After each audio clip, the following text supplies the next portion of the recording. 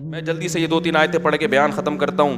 اللہ تعالیٰ آگے قرآن میں فرماتے ہیں فلولا اذا بلغت الحلقوم. اللہ کہتے ہیں یہ باتیں میں بتا رہا ہوں یہ میں تھوڑی خود کہہ رہا ہوں, یہ باتیں یہ کون کہہ رہا ہے بھائی؟ یہ تو اللہ کہہ رہا ہے, یہ تو اللہ کہہ رہا ہے. تو قرآن آگے کیا کہتا ہے؟ فلولا اذا بلغت الحلقوم. اللہ کہتے ہیں ایک ٹائم ایسا بھی آتا ہے, ابھی تو مزے میں ہو, جب تمہاری جان کہاں تک پہنچے گی؟ بولو نا, یہاں. ہر آدمی پہ یہ ٹائم آتا ہے کہ نہیں آتا؟ ہچکیاں لے, یوٹیوب پہ دیکھ لو ویڈیو, بڑے بڑے پاورفل, اور اب آخری ہچکیاں لے رہے ہوتے ہیں. کیسا ترس آتا ہے نا اس کے اوپر. ہچکیاں لے رہا ہوتا ہے آدمی, کوئی کلمہ پڑھ رہا ہوتا ہے, کسی کی آنکھیں پتھرا رہی ہوتی ہیں, اور بڑی حسرت سے لوگوں کو دیکھ رہا ہوتا ہے. فلولا اذا بلغت الحلقوم وانتم حینئذ تنظرون. اللہ کہتے ہیں تم بڑے بڑے طاقتور لوگ اس کے قریب کھڑے ہو کر اس کو دیکھ رہے ہوتے ہو کہ ابھی اس کی روح نکلنے والی ہے. ترجعونہا ان کنتم صادقین. تم اس کی روح کو لوٹا دیا کرو. تمہارے پاس پیسہ بھی ہے, تمہارے پاس حکومت بھی ہے, تمہارے پاس امیزون میں تم نے بڑا بزنس بھی کیا ہوا ہے. اب کیا کیا, اگر تمہاری سائنسی ترقی بھی ہے تو تھوڑی دیر کے لیے کیا کر لو بھائی, اس کی روح کو کیا کر لو. تم بھی حسرت سے دیکھ رہے ہوتے ہو کہ ہمارا پیارا ہمارے سامنے دنیا سے جا رہا. یہ تو تمہاری 2 ٹکے کی اوقات ہے. اللہ ہمیں ہماری اوقات بتا رہا ہے. میرا خیال ہے بات سمجھ میں آ نہیں رہی آپ لوگوں کی. میرے اندر تو بھائی اتنی ہی پھیپڑے ہیں جتنا میں سمجھو. مجھے غصہ اس لیے آ گیا کہ پہلے بھی زنا ہوتا تھا, کم چھپتے تھے لوگ کہ پکڑے نہ جائیں. اب پوری یونیورسٹیوں میں لڑکے لڑکیوں کی بسیں بھر بھر کے جا رہی ہیں تفریح کے لیے. باپ خود اجازت دے رہا ہے, بھائی تمہاری اپنی لائف ہے بیٹا, تم اگر بھنگن چمارن بننا چاہو تو ہم کون سا شریف لوگ ہیں, ہم بھی بھنگی اور چمار ہیں. بزبان حال وہ یہ کہہ رہا ہوتا ہے. سمجھ میں نہیں آ رہی. عزت دار آدمی کبھی اپنی لڑکی کو کسی غیر مرد کے ساتھ جانے نہیں دے گا. کہے گا میں مر جاؤں گا, میں دنیا کو کیا منہ دکھاؤں گا میں. لیکن اب اس کو پتا ہے دنیا کو میں منہ دکھاؤں گا, دنیا بھی میری تعریف کرے گی. بڑا لبرل قسم کا باپ ہے ماشاءاللہ. اپنی بیٹیوں پہ کوئی کسی قسم کا کنٹرول نہ ہے, نہ رکھنا چاہتا ہے. ڈانس کر رہے ہیں اپنی بیٹیوں کے ساتھ, ناچ رہے ہیں اپنی بیٹیوں کے ساتھ, لائکس مل رہے ہیں ان کو, لوگ شیئر کر رہے ہیں ماشاءاللہ جی. جو باپ محافظ تھا بیٹی کو حیا سکھانے کا, وہی بیٹی کی حیا نکال رہے. براڈ مائنڈڈ باپ ہے. کپڑے اتارو بھائی اس کے لوگوں کے سامنے, بہت زیادہ براڈ مائنڈ. گورا کو تو چڑیاں پہن کے ان کی بیٹیاں ان کے باپ کے سامنے ناچتی ہیں. براڈ مائنڈڈ بننا ہے تو پھر پورا بنو نا. یہ منافقت کیسی ہے؟ اگر غلط ہے تو پھر, اگر گورا غلط ہے تو پھر یہ عمل بھی غلط ہے جو یہاں ہو رہا ہے. شادیوں میں ناچ رہی ہیں بہنیں بھائیوں کے ساتھ. تو ناچ گانے پہلے بھی ہوتے تھے, تھوڑا حیا تھی, تمیز تھی لوگوں میں کہ کس کے سامنے ناچنا ہے اور کس سے اپنے ناچ کو چھپانا ہے. لیکن اب کیا ہو رہا ہے, غیرت ختم. وہی بات ہے جب آخرت پر ایمان ختم ہوگا, جب اللہ کے سامنے جواب دینے کا خوف ہی ختم ہو گیا, تو پھر جو چاہے کرتے پھرو. تو قرآن کہہ رہا ہے ایک وقت آتا ہے جب تمہاری جان کہاں پہنچتی ہے؟ حلق میں, اور تم دیکھ رہے ہوتے ہو. وَنَحْنُ أَقْرَبُ إِلَيْهِ مِنْكُمْ. اللہ کہتے ہیں جتنے تم اپنے عزیز کے قریب کھڑے ہوتے ہو نا حسرت سے, ہم تم سے بھی زیادہ اس کے قریب ہوتے ہیں اور اس کی کیفیات کو جانتے ہیں ہم. فلولا ان کنتم غیر مدینین. اللہ کہتے ہیں اگر تم یہ سمجھتے ہو تمہارے اوپر کسی کا کنٹرول ہی نہیں ہے, آزاد ہو, بڑے پاورفل ہو, ترجعونہا ان کنتم صادقین, تو آج اپنی طاقت کا استعمال کرو. یہ تو تمہارا عزیز ہے, تمہارا معشوق ہے, اس کی جدائی تو تم برداشت کر نہیں سکتے, اس کو مرنے سے روک لو. پھر سارے ڈاکٹر عاجز آ جاتے ہیں کہ نہیں آ جاتے؟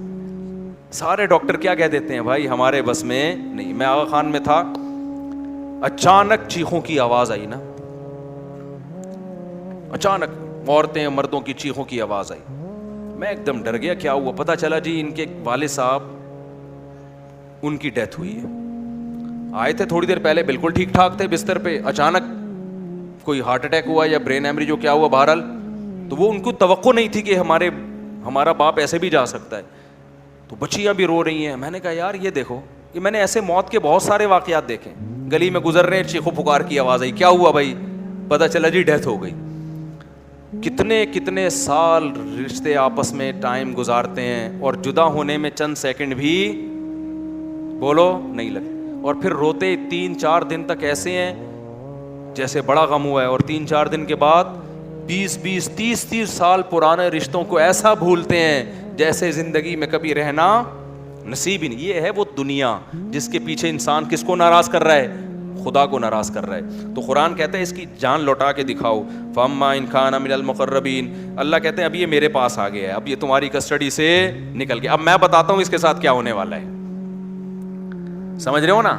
اب اس کا خود اپنے اوپر بھی کنٹرول نہیں. اب تک تو یہ تمہارے ساتھ بہت کچھ کر رہا تھا, فلاں کو اوپر چڑھا دیا, فلاں کو گرا دیا, فلاں کو یہ کر دیا, فلاں کو یہ کر دیا, کسی کو گالی دے دی, کسی کو صدقہ خیرات کر دیا, اب تو یہ کر رہا تھا. اب اس کے ساتھ میں کروں گا جو بھی ہوگا, تمہارا بھی کنٹرول ختم اور خود اس کا بھی اپنے اوپر سے کنٹرول ختم. فَأَمَّا إِنْ كَانَ مِنَ الْمُقَرَّبِينَ, اللہ کہتے ہیں یا تو یہ نیک لوگوں میں سے تھا, ساری زندگی اس نے مجھے یاد رکھا, میرے احکام کو فالو کیا, فَرَوْحٌ وَرَيْحَانٌ, تو اس کے لیے خوشبوئیں ہیں, وَجَنَّتُ نعیم, اور خوشخبریاں ہیں ہمیشگی کے باغات کی.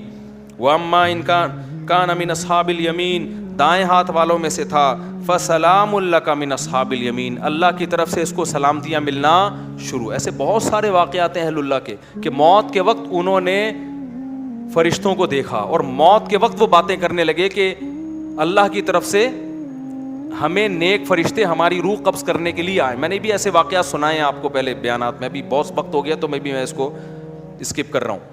بہت ایسے واقعات ہیں, شہداء کے بہت واقعات ہیں. میرے والد صاحب نے بتایا کہ ایک قاری صاحب ہندوستان میں قرآن پڑھایا کرتے تھے, ساری زندگی ان کے نا بچوں کو قرآن پڑھانے میں گزری. موت کے وقت نا ان کی جسم سے روشنی کا گولا نکل کے گیا ہے, سب نے دیکھا جتنے لوگ تھے.